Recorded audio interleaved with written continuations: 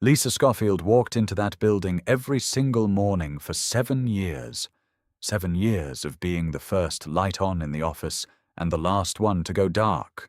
7 years of catching every mistake before it became a disaster, of rewriting every pitch until it actually worked, of being the reason the numbers looked good and never once the name attached to them.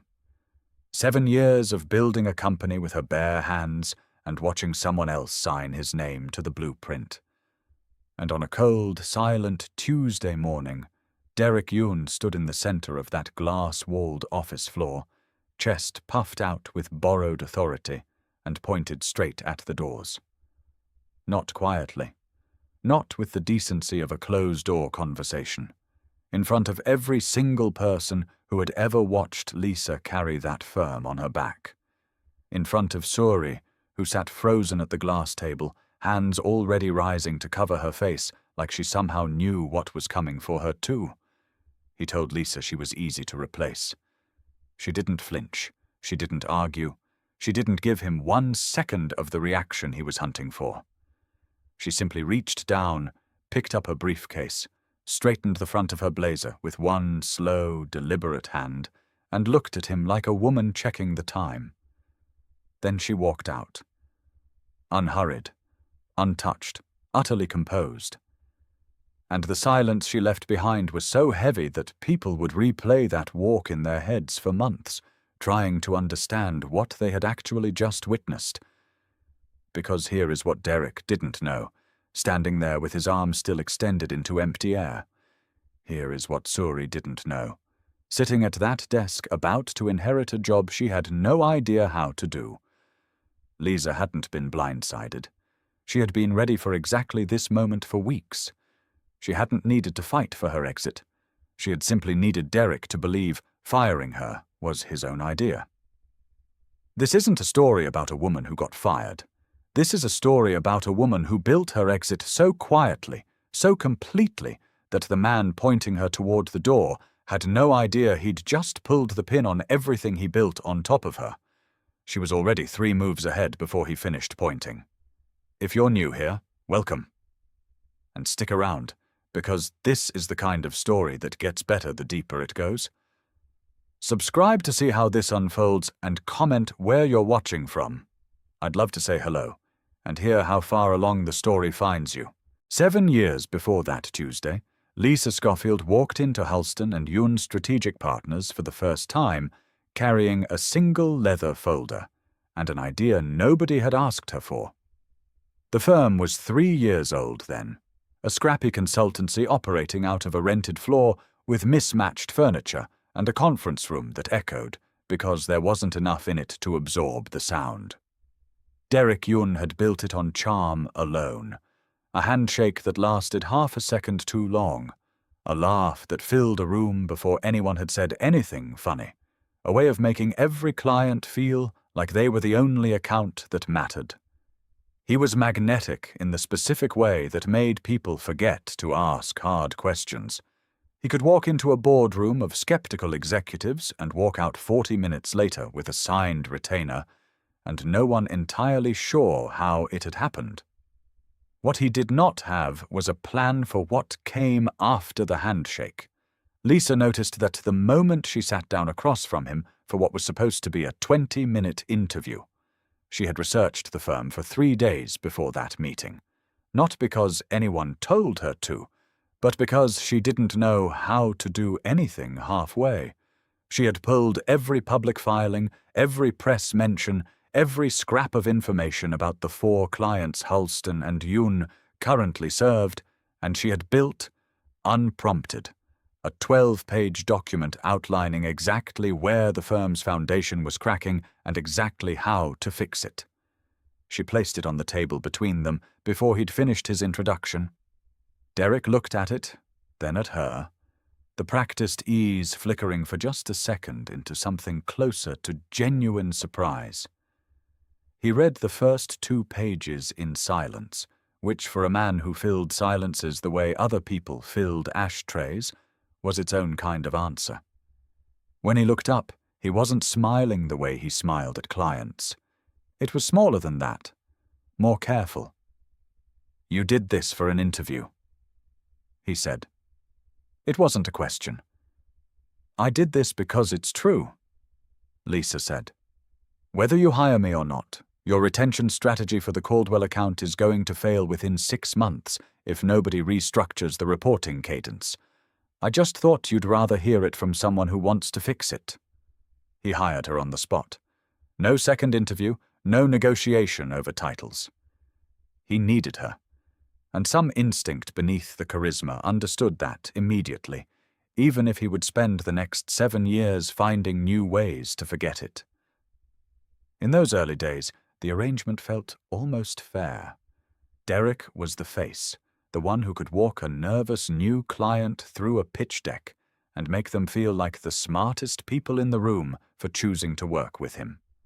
Lisa was the frame holding the whole structure upright, invisible in the way that frames are invisible, essential in the way that frames are essential. She built the onboarding systems from nothing. She designed the client reporting architecture that made the firm look 3 times its actual size. She wrote the pitch decks Derek presented as if he'd built them himself in a burst of inspiration the night before, when in truth, Lisa had spent that night refining slide 14 for the 3rd time, because the first 2 versions hadn't accounted for the client's actual risk tolerance, which she'd deduced from a footnote in their last annual report that nobody else had bothered to read. She didn't mind the invisibility at first. There was a kind of satisfaction in being the reason things worked, even if no one traced the wiring back to her. She told herself that competence was its own credit, that eventually the work would speak loudly enough that no one would need to be told who had done it.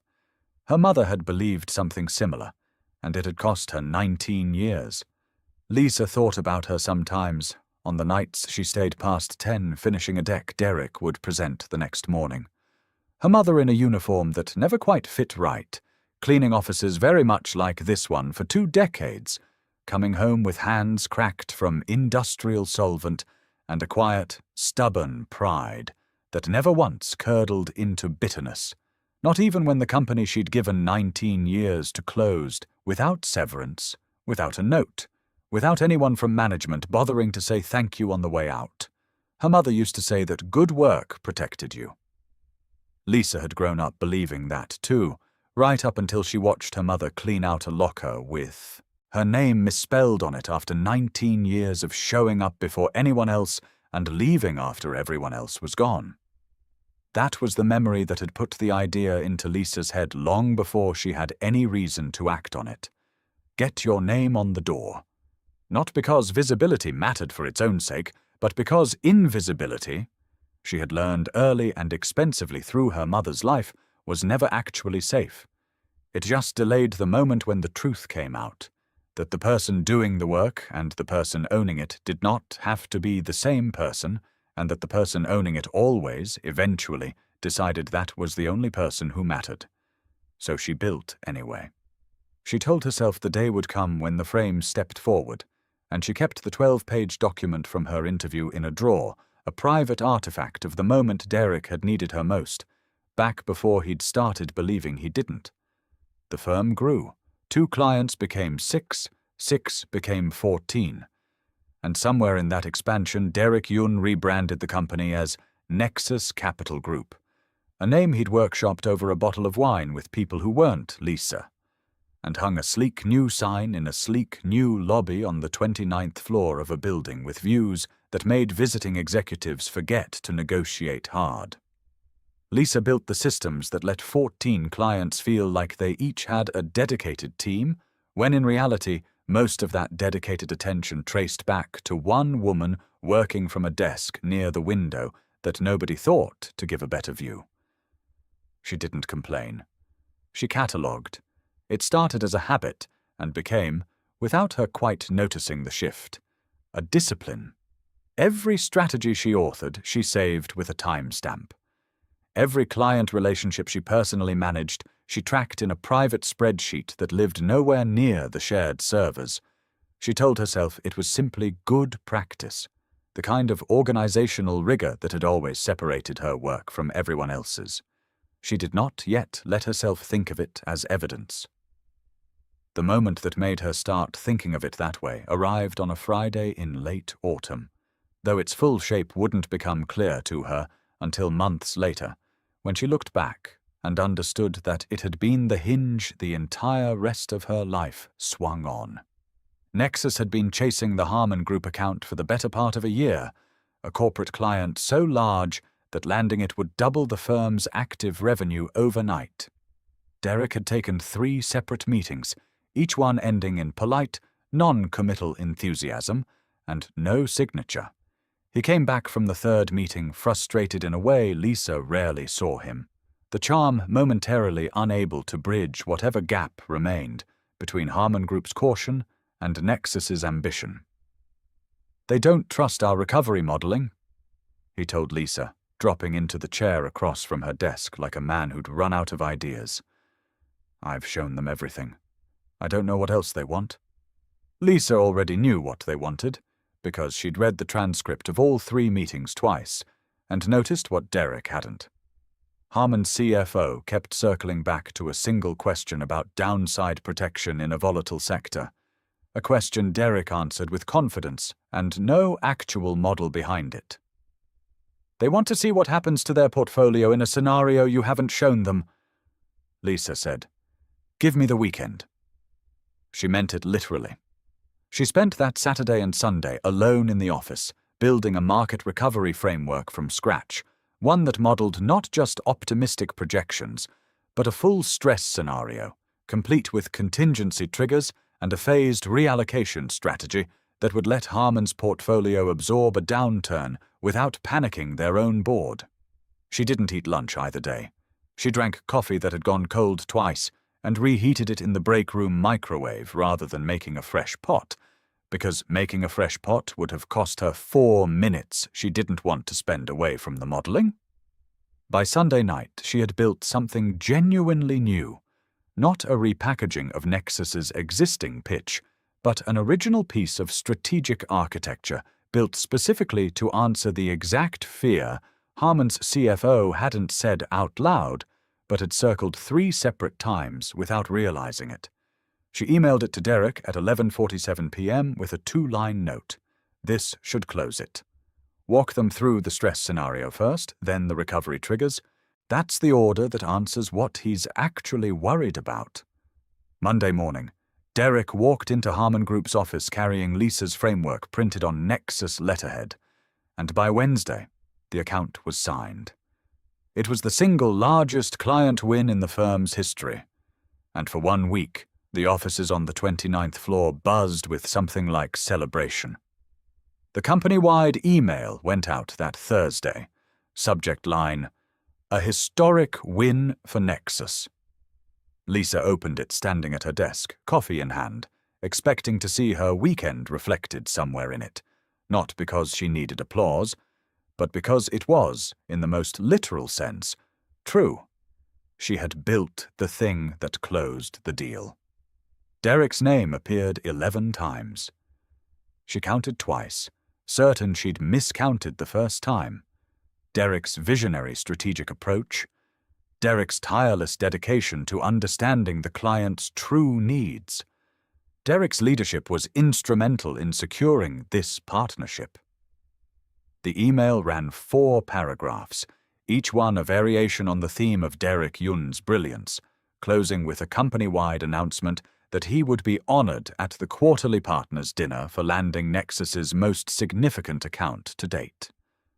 Lisa's name did not appear once, not in a footnote, not in a passing mention of the team, not even in the generic gesture toward everyone who contributed that companies reach for when they've forgotten to be specific. It was as if the framework had assembled itself out of the air sometime between Friday and Monday, and Derek had simply had the good fortune to be holding it when the client said yes.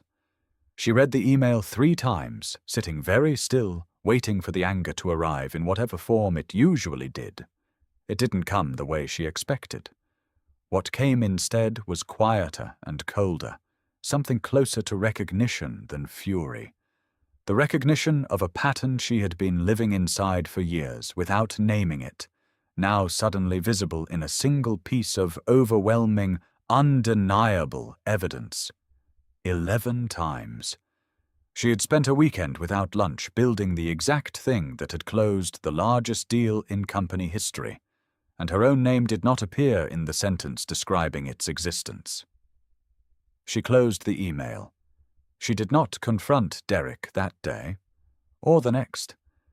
She had learned, over years of watching her mother absorb one small erasure after another without complaint, that confrontation in the moment rarely changed anything.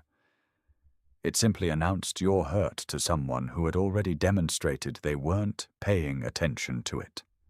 What she did instead, quietly, at her desk, after everyone else had gone home that Thursday night, was open a new folder on her personal drive. Not the shared servers, not anything Nexus could ever claim ownership of, and begin, for the first time with full deliberate intention, to document. She wrote down the date. She wrote down the Harmon Group win, in full, in her own words, time-stamped against her original files from that weekend, the metadata alone enough to prove authorship beyond any argument. She wrote down every major strategic document she'd authored in the past year, cross-referenced against which clients they'd been used to win or retain. She wrote down every internal email where Derek had asked for her analysis before a big meeting, every late night, every weekend. The whole invisible architecture of the company laid bare in a private file that no one else on the 29th floor knew existed. She did not yet call it an exit plan. She told herself it was simply an accurate record. But something in her had shifted permanently that Thursday night, standing in an empty office typing 11 silent minutes into a document only she would ever read. And though she wouldn't recognize it as the actual beginning for months yet, this was the night the frame decided quietly, without telling anyone, that it might no longer be content holding up a house with someone else's name on the door. The cold didn't leave after that. It just went underground, the way real change usually does. Not a single dramatic reckoning, but a long, patient accumulation, invisible from the outside, gathering weight beneath a surface that still, to anyone watching, looked exactly the same as it always had. Lisa still arrived first. She still stayed last.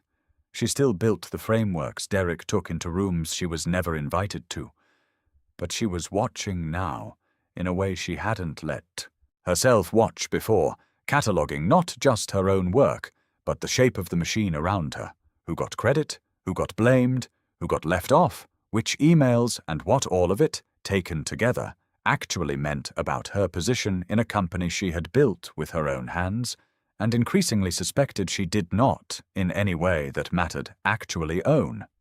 It was into this quiet, watchful season that Suri arrived.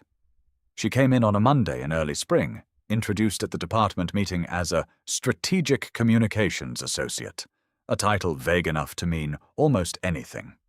She was younger than Lisa by several years, sharp-featured and quick-smiling, the kind of new hire who complimented everyone's shoes in the first week and remembered which coffee order belonged to which senior partner by the second.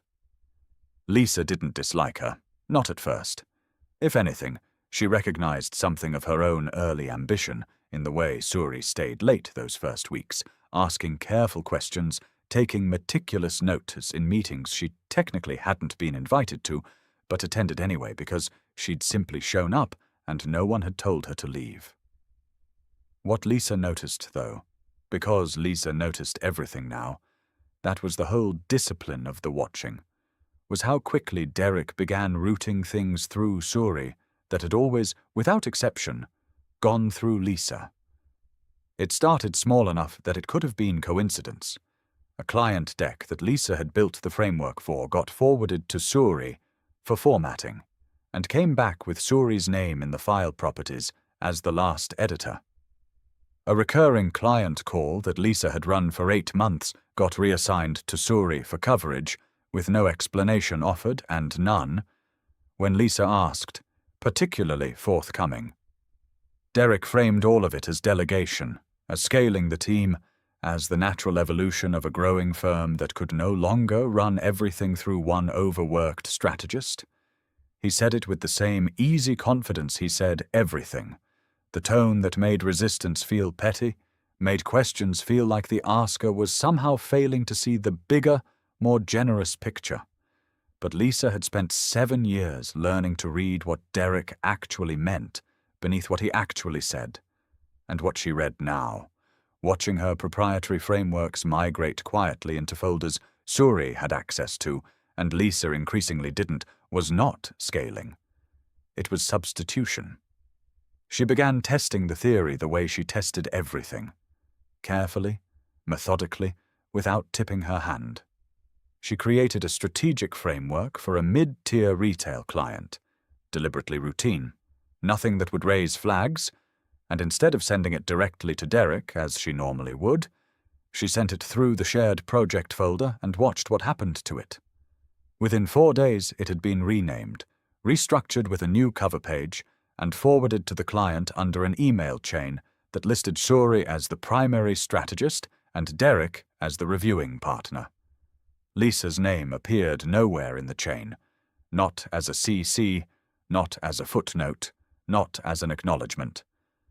Her work had simply changed hands, and in changing hands, changed authorship. She sat with that discovery for 2 full days before she let herself feel the shape of what it meant. This wasn't Derek failing to remember to credit her, the way the Harmon Group email might charitably have been explained as thoughtlessness rather than intention. This was active. Someone had decided, somewhere in a conversation Lisa hadn't been part of, that her proprietary systems could be lifted wholesale and reassigned to a new name, and that decision had been executed smoothly enough that if Lisa hadn't been specifically watching for it, she never would have noticed at all. She thought again of her mother, of the locker with the misspelled name, of 19 years, reduced to a cardboard box and a door that locked behind her without ceremony. Her mother hadn't been erased in a single violent moment. She'd been erased slowly, in 1,000 small substitutions that no one bothered to explain because no one felt they owed her an explanation. Lisa understood now, watching her own name disappear from her own frameworks, one reassigned file at a time, that she was watching the same erosion happen to her, dressed up in nicer language, taking place on a higher floor, but built from exactly the same quiet, deniable erasures. She didn't confront Derek. She had learned that lesson permanently after the Harmon Group email. Confrontation handed him the chance to explain it away, to make her sound difficult, to reframe her legitimate observation as an overreaction he could pat down with a reassuring hand on her shoulder, and a promise that of course no one was trying to sideline her. Instead, she went back to the private file on her personal drive, the one that had started as a record and was beginning, whether she admitted it to herself yet or not, to look increasingly like a foundation. She added a new section. She documented every file that had migrated to Suri, time-stamped against the original creation date under Lisa's own name. She documented every meeting she'd been quietly dropped from, and every meeting Suri had quietly been added to in her place. She began, without fully deciding to, thinking not just about what was being taken from her, but about what she still, undeniably, held. The client relationships that existed not because of a company name on a letterhead, but because of trust built directly with her, one careful, well-modeled decision at a time. It was Helena Voss, though she didn't know it yet, who would eventually make that distinction impossible to ignore. But before that reckoning arrived, there was one more piece that had to fall, and it fell in a glass conference room on an otherwise unremarkable Tuesday afternoon, in a moment that would end up marking, more clearly than anything before it, the precise second Lisa stopped weighing whether to leave and started calculating exactly how. She had gone looking for a printed copy of a client brief she needed for an unrelated meeting, walking the long way past the senior conference room out of nothing more than habit, when something in the rhythm of the voices through the glass made her slow down. Derek was mid-presentation, standing at the head of the table in the posture Lisa knew as well as her own, the slight forward lean, the open hand gesture that made every claim sound like a discovery rather than a rehearsed line. Suri stood beside him with a clicker, advancing slides, nodding at points as if she'd helped write them, occasionally adding a sentence of elaboration in a tone that suggested deep, personal familiarity with the material. The material was Lisa's. Not similar to Lisa's, not inspired by Lisa's. It was slide for slide, the market recovery framework she had built 18 months earlier for a client Nexus had since lost, a piece of original strategic architecture she recognized instantly the way you recognize your own handwriting. The specific sequencing of the stress scenario before the recovery triggers, the particular phased reallocation logic she'd developed after reading that overlooked footnote in a client's annual report, the language she herself had chosen for the risk tolerance section because the standard industry terms hadn't captured what she actually meant. It was being presented to a room of senior partners as new work, as this quarter's strategic innovation, as Lisa understood with a clarity that arrived less like anger and more like a door quietly closing, the product of Derek and Suri's creative partnership. She stood outside the glass for perhaps 10 seconds, long enough to hear Derek say, with total conviction, "This is the kind of forward-thinking approach Suri and I have been building together." And to watch every senior partner in that room nod as though they were witnessing something original happen in real time. She did not walk in. She did not knock on the glass. She turned quietly and walked back to her desk, the client brief she'd originally gone looking for entirely forgotten. There was no scene. There was no confrontation, no raised voice, no moment of public reckoning that would have given Derek the chance to smooth things over with charm the way he smoothed over everything. Lisa simply sat down at her desk, opened a blank document, and, in the calm, unhurried hand of someone who had finally stopped waiting for a company to notice her value and decided instead to build somewhere it would be impossible to overlook, typed a single line at the top of the page. Vela Strategy Group. She sat looking at it for a long moment. It wasn't a decision made in anger, though anger had certainly opened the door. It was a decision that had been assembling itself for months, maybe years, in every silent tally, every migrated file, every email where her name should have appeared and didn't. And it arrived now, not as an explosion, but as unsettling. The way a foundation settles once it's finally borne the exact weight it was built to hold. She didn't close the document and pretend the impulse would pass. She saved it, named the file with the same careful precision she brought to every framework she'd ever built, and placed it in the same private folder where she'd been quietly documenting the truth of her own worth for months. It was the beginning of an audit, though she wouldn't have called it that yet. Over the following 2 weeks, in the hours before the office filled and the hours after it emptied, Lisa began doing something she had never let herself do with full honesty before. She counted.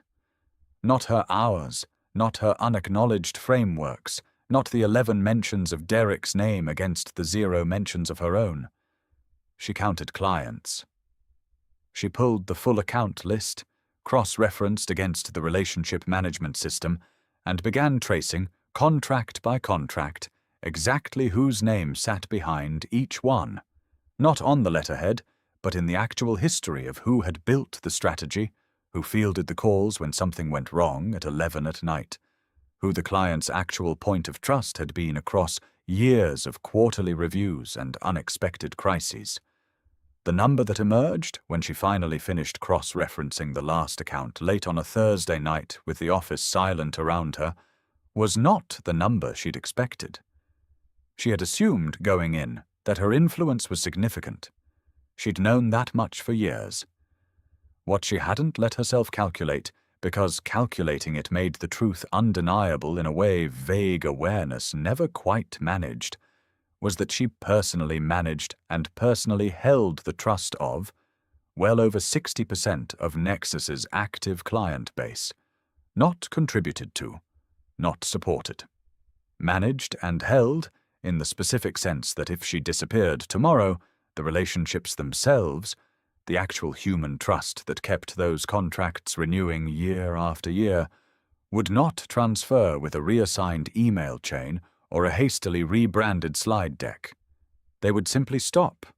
She sat with that number for a long time after the calculation was finished, the office lights humming faintly overhead, the city outside the window fully dark now, indifferent and glittering. It wasn't triumph, she felt, not exactly. It was something closer to the particular stillness that comes when a suspicion you've been circling for years finally resolves into a fact you can no longer talk yourself out of. She was not, and had never been, an employee who happened to be good at her job. She was the actual engine of the company, load-bearing in the truest architectural sense, and the men who ran the machine above her had built an entire performance of competence on a foundation they didn't understand, and worse, had never bothered to ask about. She closed the laptop. She looked once more at the file sitting quietly in her private folder, the name still glowing faintly in her mind, even after the screen went dark. Vela Strategy Group. She didn't open it again that night. She didn't need to. The number she'd just calculated had done something the 11 mentions in the Harmon Group email and the stolen slides in the glass conference room hadn't quite finished doing.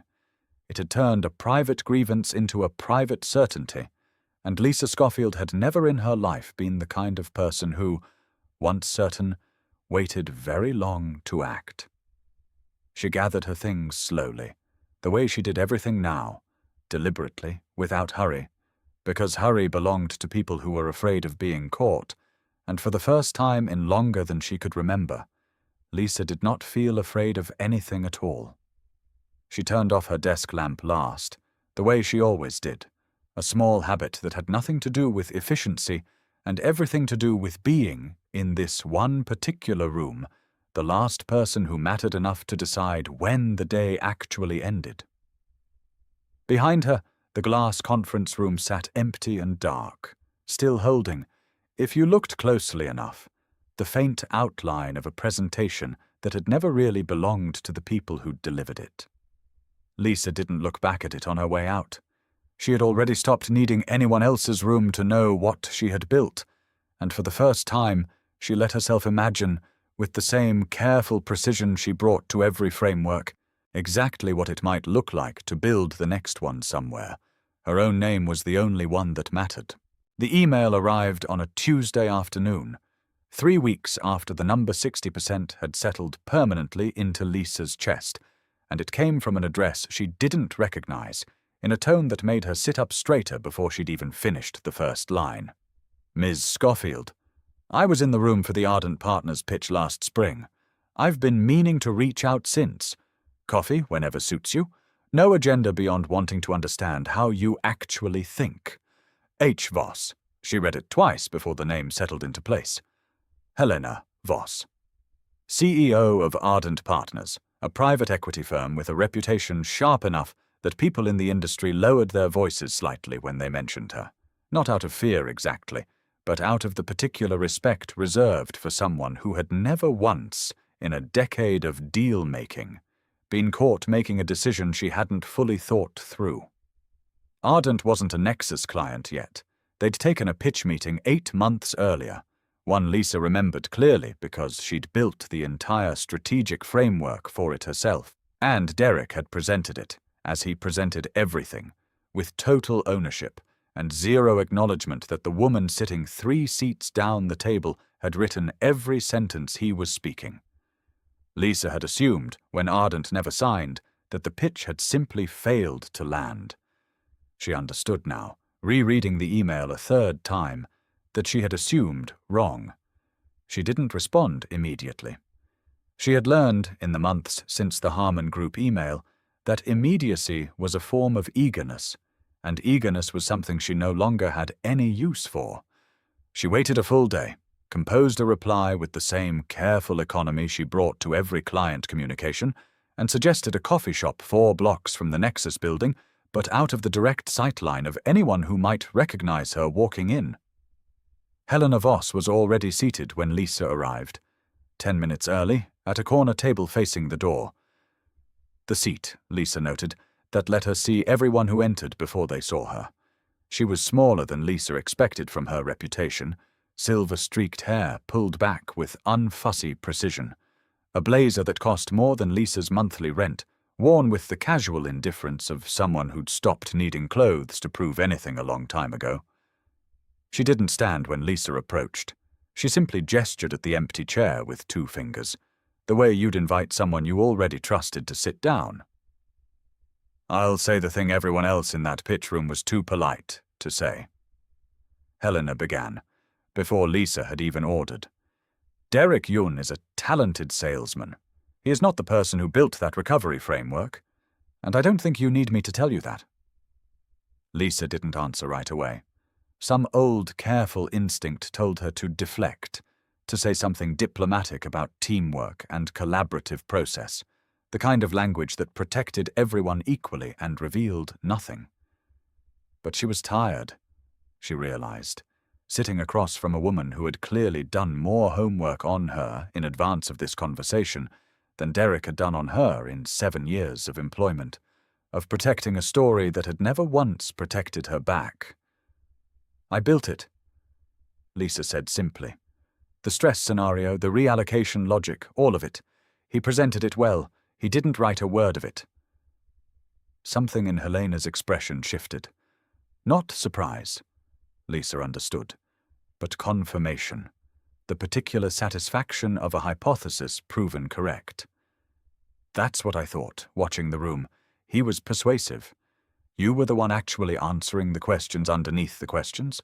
There's a difference between someone who can sell a strategy and someone who can build one that survives contact with an actual downturn. I've sat across from a great many of the first kind. I don't come across the second kind nearly as often." She let that sit for a moment, unhurried, stirring her coffee, though Lisa was fairly certain she hadn't added anything to it that required stirring. "I didn't sign with Nexus," Helena continued, "because I wasn't interested in paying a premium for a firm whose actual value I couldn't locate. I've spent 8 months trying to figure out whether the value was in the building or in one specific person occupying a desk in it. I think you've just answered that for me, rather more directly than I expected." Lisa felt something steady settle in her chest. The particular calm of hearing a private truth spoken aloud by someone with nothing to gain from flattering her. "What are you asking me, exactly?" "I'm not asking you anything yet," Helena said. "I'm telling you that if you ever decided the frame was tired of holding up someone else's house, Ardent would fund the new one. Fully, not as a favor, and not as charity, as an investment in the actual asset, which, near as I can tell, has never once been the name on the Nexus letterhead." She finally looked directly at Lisa, the casual warmth of the conversation cooling into something more precise. "I don't waste time on sentiment, Mrs. Scoffield. I'm telling you this because I think you already know it's true, and I'd rather be the first call you make than the 5th. Lisa sat with that for a long moment, the coffee shop noise fading into the kind of distant hum that accompanies genuinely important silences. She thought of the file sitting in her private folder, the name she'd typed on a blank document weeks earlier in the quiet aftermath of watching her own work presented back to her as someone else's genius. She thought of her mother's locker, the 19 years, the misspelled name on a plastic tag that had been the only official record anyone kept of 2 decades of loyalty. "If I did this," Lisa said carefully, testing the shape of the sentence out loud for the first time, "it wouldn't be small, and it wouldn't be soon. I'd need it to be airtight before anyone at Nexus had any idea it was happening." Helena smiled for the first time since Lisa had sat down, and it was not a warm smile so much as an appreciative one, the smile of someone recognizing a fellow strategist. "Good," she said. "If you'd told me you wanted to do it tomorrow, I'd have been considerably less interested. Airtight is the only version of this worth funding." She slid a card across the table. Plain, just a name and a direct line. No title beneath it because Helena Voss had long since stopped needing a title to be recognized. "Take your time. Build it right. When you're ready to talk terms, call this number and skip the assistant." Lisa took the card without looking at it, already tucking it into the inside pocket of her blazer where it sat against her ribs like a small, deliberate weight.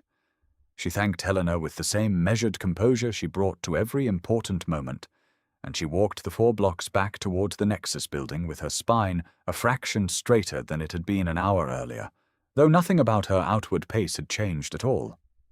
That night, alone at her desk long after the office had emptied, she opened the Vela Strategy Group document again and, beneath the single line that had sat there for weeks, began finally to build.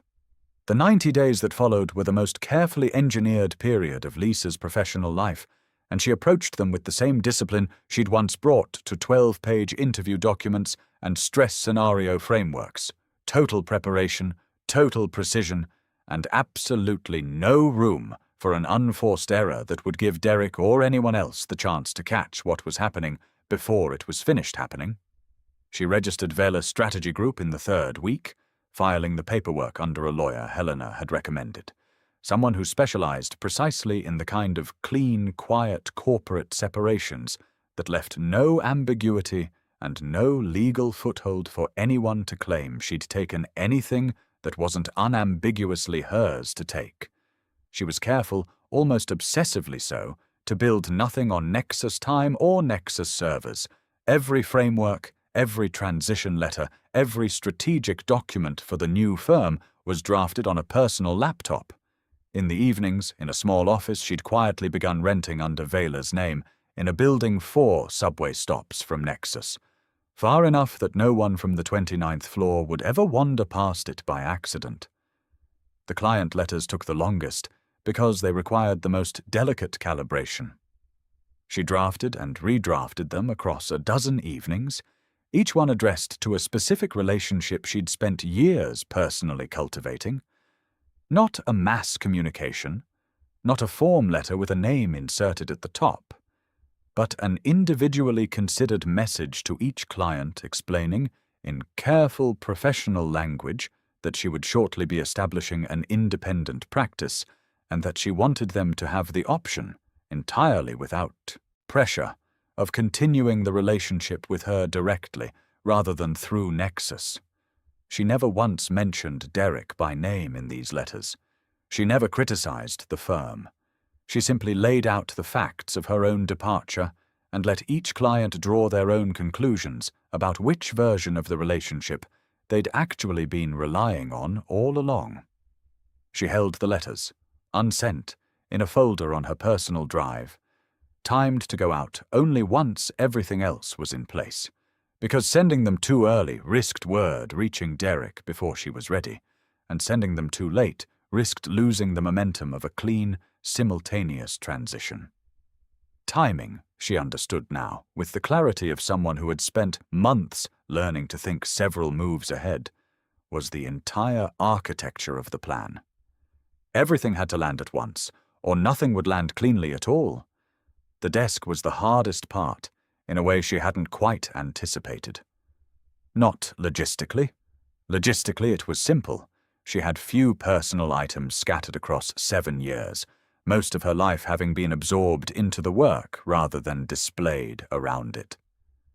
But there was something in the physical act of removal, done in small increments over several weeks, so that no single day looked different from any other, that forced her to reckon with the shape of what she was actually leaving. She started with the least noticeable things. A framed photograph of her mother, taken the year before she retired, slid quietly into her bag on a Thursday evening when the floor was empty, except for the hum of the overnight cleaning crew 2 floors below. A ceramic mug she'd had since her first month at the firm, chipped now at the handle, wrapped in a scarf, and carried out folded into her tote, as though it were nothing more than laundry. She left the desk itself looking, to any casual observer, essentially unchanged. The same neat stacks of client files, the same second monitor angled just so, the same careful order that had always made her workspace look like the most organized square footage on the entire floor. She wanted it to look, right up until the very end, exactly like a desk someone intended to return to tomorrow. It was during this quiet, methodical clearing that she noticed Suri watching her more closely than usual. Not suspicious exactly. Lisa didn't think Suri had any real idea what was happening, but there was a new tension in the younger woman that Lisa recognized because she'd worn something similar herself, years ago, in the earliest days of understanding that competence didn't automatically translate into security.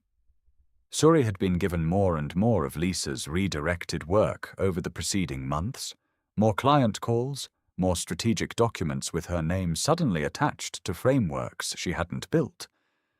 And Lisa watched her struggle with it in small, visible ways. Extra hours at her desk that didn't produce proportionally more output, a growing habit of walking past Lisa's desk with questions she clearly wanted to ask, and, for whatever mixture of pride or instruction from Derek, didn't. Lisa felt, in the quieter moments of those weeks, something that wasn't quite sympathy for Suri, but wasn't entirely separate from it either. A recognition that Suri too was being used as a piece in a game she likely didn't fully understand she was playing, positioned by Derek as a replacement for a role she had neither the systems nor the relationships to actually fill. Lisa didn't warn her. She had turned that particular decision over more than once in the quiet of her rented office, and concluded, with the same clear-eyed precision she applied to everything else, that it was not her responsibility to protect a company that had spent years failing to protect her, and that whatever came for Suri once the foundation gave way was a consequence of choices Derek had made, not choices Lisa owed anyone an explanation for. By the 8th week, the audit was complete, the transition letters were finished and waiting, the Velo office had a functioning phone line and a lease with her name on it, and Helena Voss's investment had been formalized into an agreement that gave Lisa more operating capital in her first year than she'd earned in her previous 3 combined. The only thing left unfinished was Dominic, and Lisa understood, turning the thought over during the long subway ride home one evening, that she had been avoiding it not because it was complicated, but because it was, in its own smaller way, exactly the same conversation she'd already had, silently, 100 times with Nexus. Dominic had been a fixture of her life for 4 years, steady in the way that had once felt like safety, and now, examined honestly, felt more like containment. He was kind in the passive sense. He never criticized her directly, never raised his voice, never did anything so obvious as undermine her outright. What he did consistently, in small comments delivered with the soft, plausible deniability of concern, was discourage every expansion of her ambition before it had the chance to become real. "Are you sure you have the bandwidth for that right now? Isn't it risky to rock the boat when things are stable? I just think you'd be happier if you didn't take on quite so much." He preferred, she understood now, with the same clarity she'd turned on every other relationship in her life, a smaller version of her, one whose ambitions stayed contained within a shape that didn't threaten the comfortable equilibrium he'd built his own life around. She ended it on a Sunday afternoon in their kitchen, calmly, without accusation, in a conversation that lasted 11 minutes and left him more stunned by her composure than by the substance of what she was saying. She didn't explain Vela. She didn't need to. She simply told him that she had spent the last several months realizing she wanted a life that expected more of her than comfort, and that she no longer wanted to spend her energy convincing someone she loved that her ambition wasn't a problem to be managed. He asked toward the end if there was someone else, and she said no, which was true in the sense he meant it, even though somewhere in the back of her mind a name had begun to surface with a warmth she hadn't examined too closely yet. Lennox Webb, a sharp, respectful analyst from a rival firm she'd crossed paths with twice at industry events. Someone who had asked her actual questions about her thinking, rather than questions designed to make conversation, and who she'd found herself, disconcertingly, still thinking about days later.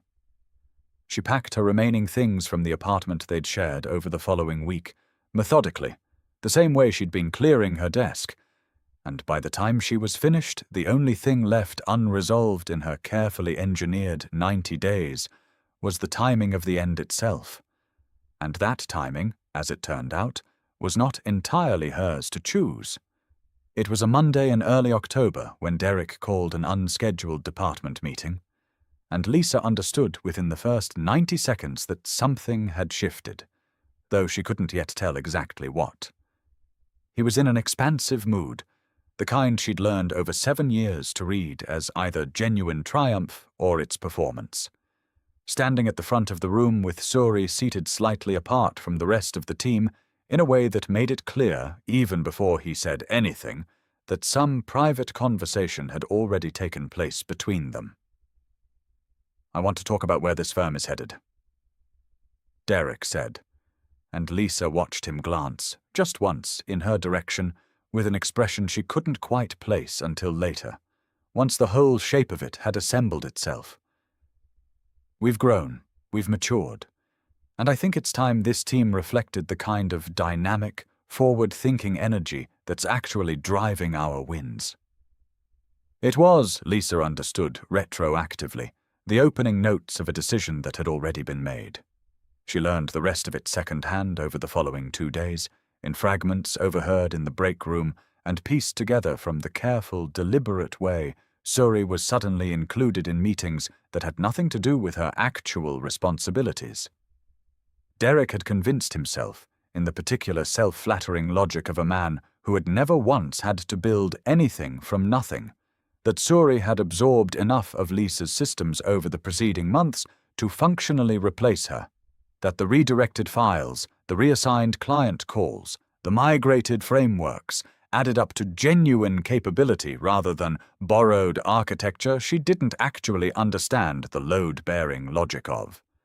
He had, Lisa suspected, been planning this for weeks, waiting for the right moment to demonstrate, to himself as much as to anyone watching, that he was not, in fact, dependent on the quiet woman near the window who had never once demanded the credit she was owed. She wasn't afraid when she understood what was coming. She felt, if anything, a strange and unexpected relief. The relief of watching a decision she'd spent months carefully engineering suddenly accelerate toward her from the outside, removing the last question she hadn't fully answered, which was simply, when? That night, she went home and did the only thing left to do. She reviewed the transition letters one final time, checked that Helena's team had confirmed receipt of the final funding paperwork, and sent a short message to the lawyer confirming that Vela Strategy Group was, as of that afternoon, fully and irrevocably operational. She packed the last few items from her desk into a bag before leaving the office that evening. Quietly, the same unhurried care she'd brought to every step of the process, so that if anyone had looked at her desk the next morning, it would have appeared, for the last time, exactly as it always had. The following morning was cold and bright, the particular clean October light that made the glass walls of the Nexus offices look almost luminous, and Lisa arrived at her usual time, sat down at her desk, and began her usual work, giving no outward indication that she understood, with total certainty, that this would be the last morning she ever did so. It happened just before 10. Derek walked out onto the open floor with a posture Lisa recognized instantly, chest forward, chin lifted, the specific performance of authority he reserved for moments he wanted witnessed. He stopped in the center of the room, in clear view of every desk, and looked directly at Lisa with an expression that was trying, not entirely successfully, to hide something uncertain beneath its confidence. "Lisa," he said, loudly enough that the entire floor turned toward them. "I think we both know this partnership has run its course." She looked up from her screen slowly, giving him the full weight of her attention, and said nothing. "We've been discussing a restructuring," he continued, gesturing vaguely toward Suri, who sat frozen at a nearby desk with an expression Lisa couldn't quite read, somewhere between confusion and dawning alarm, as though even Suri understood, on some instinctive level, that this moment had arrived faster and more publicly than anyone had actually prepared her for. "I think it's time we moved in a direction that better reflects where this firm is going. Effective immediately, your role here is terminated." The room had gone completely silent, the kind of silence that has weight, that presses against the ears. Every desk on the floor had turned toward them, every conversation had stopped mid-sentence. Lisa understood that Derek had wanted an audience for this, had wanted on some level to finally announce to the entire company that the woman who'd never once been mentioned in a victory email was, in fact, entirely dispensable. A demonstration as much for his own benefit as anyone else's. She did not raise her voice. She did not argue, did not ask for an explanation, did not give him a single one of the reactions he had clearly, on some level, been hoping for. She simply looked at him for a moment, longer than was comfortable, closed her laptop with unhurried precision, and reached down to pick up the bag she had, without anyone noticing, already packed the essentials into the night before.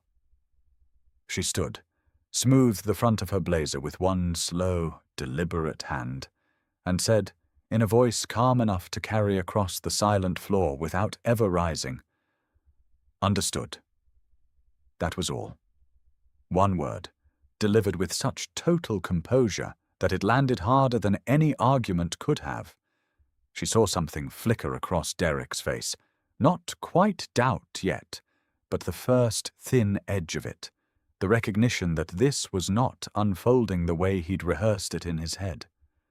She turned and walked toward the elevator with the same unhurried pace she'd used 1,000 times, walking to a client meeting, her heels the only sound in a room that had gone entirely, devastatingly still. She did not look back. She did not need to. She had already spent months walking this exact exit in her mind, and the reality, when it finally arrived, felt less like an ending than like the final step of a plan finally, quietly, completing itself. The elevator doors closed behind her, and somewhere on the 29th floor of a building she would never enter again. A silence held for several long seconds before anyone remembered how to speak. The first email went out from Vela Strategy Group's server at 9:47 the next morning, addressed individually to each of the 11 clients Lisa had spent months preparing letters for, each one landing in an inbox, with the quiet, deliberate precision of a plan executing exactly as designed. She did not send them all at once for effect. She simply sent them once everything was ready, which happened, by coincidence, or perhaps not entirely by coincidence, to be the morning after her departure. Derek arrived at the office that Tuesday, in a mood Lisa would later hear described, second-hand, as almost triumphant, convinced in the particular self-assured haze of a man who had just demonstrated his own authority to an entire floor of employees, that the firm would absorb her absence smoothly, that Suri would step neatly into the space Lisa had occupied, that the whole machine would simply continue running the way it always had, because he had never once, in 7 years, had reason to believe the machine's actual engine had a name other than his own. The first call came in at 9:52, 5 minutes after Vela's letters landed. It was from the Caldwell account, the very relationship Lisa had rescued in her first weeks at the firm, the one she'd been managing personally for 6 years. The assistant who took the call reported, with visible confusion, that the client had asked to be transferred directly to Lisa Scoffield, and upon being informed she was no longer with the firm, had simply said, "Then please send over the termination paperwork," and hung up. By 11, 3 more calls had come in with variations of the same request. By noon, a 4th.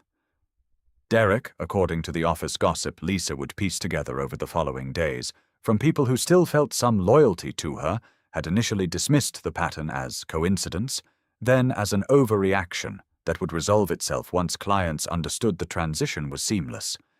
It was the 5th call, at noon, that finally cracked that confidence.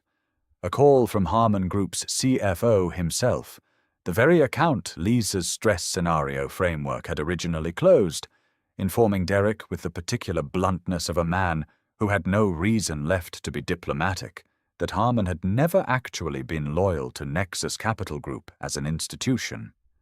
They had been loyal to the person who had built a recovery model precise enough to survive an actual downturn, who had answered the unasked question beneath the CFO's stated concern, who had personally walked them through every quarterly review with an attention to detail that made the relationship feel less like a vendor contract and more like a genuine partnership. "We didn't stay for Nexus," the CFO told him, according to the account Lisa heard later. "We stayed for Lisa. If she's gone, we're gone within the week." By the time Derek understood the actual scope of what was happening, 4 of the firm's most significant clients had formally initiated termination, representing, in the cold arithmetic Lisa herself might have calculated if she'd still been in the building to do it, roughly 31% of the firm's active revenue, gone within the span of a single morning. He came looking for her, eventually, though by the time he made it to her desk it was already too late in every sense that mattered. He found it completely cleared. Not a single trace of the woman who had occupied that square footage for 7 years, no photograph, no chipped mug, no stray folder left behind to explain what had happened or where she'd gone. The neatness of the emptiness was, in its own way, more unsettling than chaos would have been. It told him, without a single word, exactly how long she had been planning this, exactly how little he had understood about the person who had built the actual foundation his entire career stood on. He stood there for a long moment, according to the story that circulated the office for weeks afterward, staring at a desk that had nothing left to say to him, finally beginning to understand that the systems Lisa had built, the client relationship architecture, the reporting cadences, the quiet, invisible infrastructure that had made a firm run by a charismatic salesman look 3 times more competent than it actually was, had walked out the door with the one person who'd ever actually understood how any of it worked.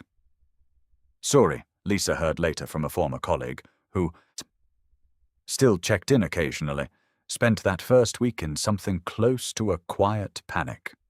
She had been positioned, publicly and with total confidence, as Lisa's replacement, and she discovered within hours that the files she'd inherited over the preceding months were fragments without context, frameworks she could open but not fully explain, client histories reduced to spreadsheet entries without the years of relationship behind them, systems that looked, on the surface, like they should be simple to operate and turned out, the moment real pressure arrived, to be built on a depth of institutional knowledge she had never actually been given the chance to acquire. She sat at her desk, the colleague told Lisa, head in her hands more than once that week, staring at client files she had no real idea how to manage, discovering in real time the difference between having access to someone's work and having built it yourself. Lisa felt, hearing this, something quieter than satisfaction, not cruelty, not even vindication exactly, but the simple, settled clarity of watching a structure that had never been sound reveal, under the first real pressure it had ever faced, exactly how little had actually been holding it up. 3 weeks later, Lisa stood in a corner office on the 14th floor of a building, 4 subway stops from the one she'd spent 7 years walking into every morning, looking out over a skyline that felt, for the first time in longer than she could remember, entirely uncomplicated to look at. The office was smaller than the one Derek had occupied at Nexus, but it was hers in a way that space had never once been his. Every framework on the shared drive, every client relationship on the roster, every strategic decision made in that room traced back, without ambiguity, to the woman standing at the window. Below the frosted glass of the office door, in lettering she'd chosen herself, in a font she'd spent an embarrassing number of evenings deliberating over, was a single line. Vela Strategy Group. Lisa Scoffield, founder.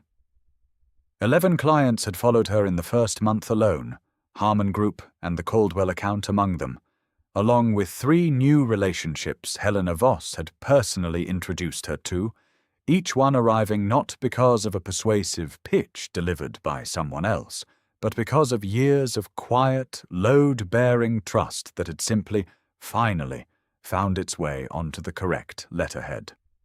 Her phone buzzed on the desk behind her, a message from Lennox Webb, asking, with the same careful directness she'd come to appreciate in him, whether she might be free for dinner that Friday. No agenda beyond wanting to hear more about how the first month had gone. She turned from the window, looked once more at the name on the door, and allowed herself, for the first time in 7 years, the simple, uncomplicated satisfaction of standing in a room that had never once required her to make herself smaller to fit inside it.